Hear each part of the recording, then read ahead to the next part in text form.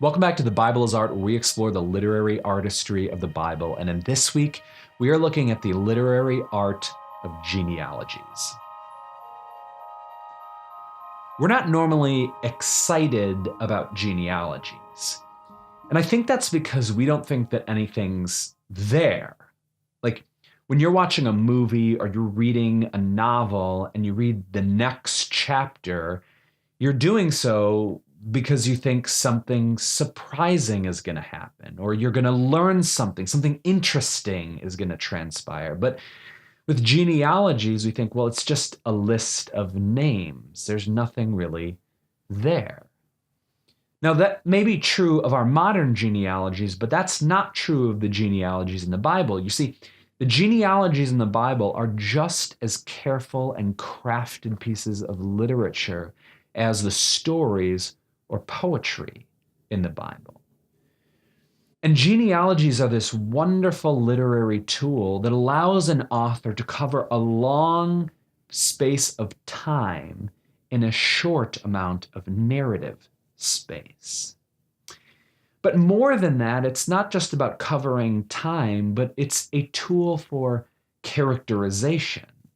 That is, it explains the character of this family, what they are essentially like.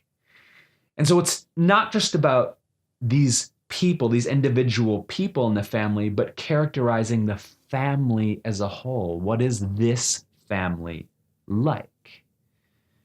So I want to show you some cool things about genealogies in the Bible. And specifically, I'm going to show you this with the genealogies in Genesis chapter 4 and 5. But to do that, we have to bring the story up to that point.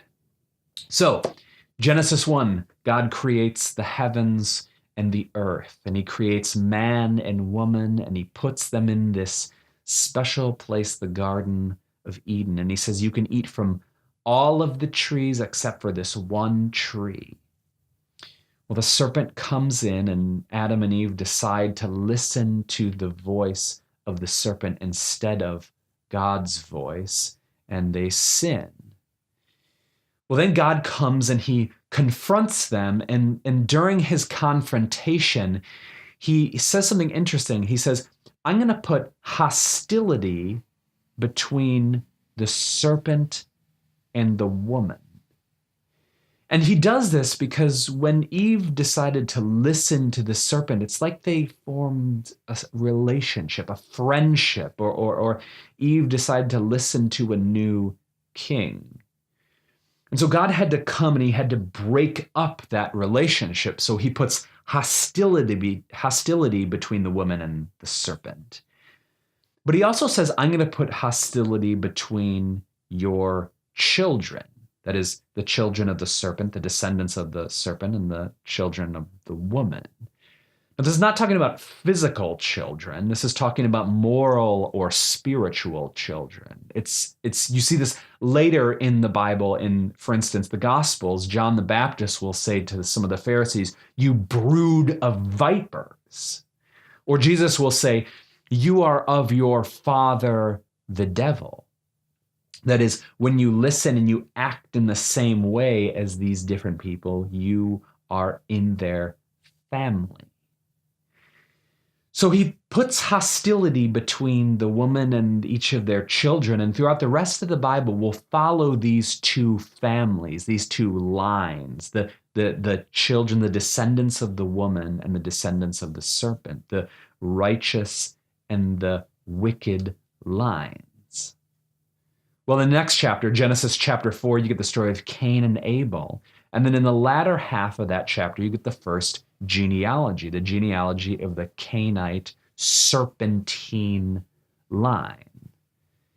And then in the next chapter, Genesis chapter 5, you get a genealogy of the godly Sethite line from the other son, Seth, from Eve. So you get these two lines, a righteous line and an evil line, a serpentine line and a righteous, moral line. Well, I want to show you something cool. And in the next few videos, we're going to look at three different cool things, literary things in these genealogies. And the first one, I want you to look at the different genealogies. So look at them here. Just let your eyes meander over these and see if you notice anything. Now, you may notice that there are some similar names, like here. And there are actually some identical names here and here. So what's going on? Why are there so many similar names? What is our author doing?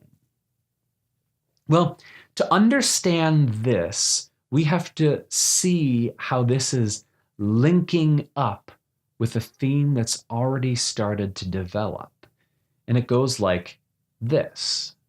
You see, in the beginning, God created the heavens and the earth, but we corrupted it. And if we corrupted it, we're going to need another one. We're going to need this one redeemed. God made man and woman, and we corrupted that too, so we're going to need a second Adam.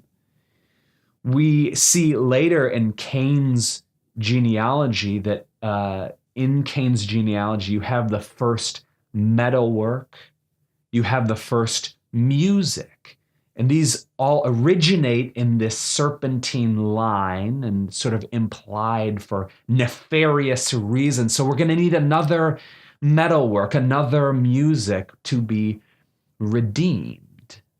You see this also in the rest of Genesis, where the firstborn doesn't inherit time and time again, but it's the younger son who inherits the promise. So you have this theme where the first one is corrupt or stepped over, and you need it to be redeemed. You need a second one.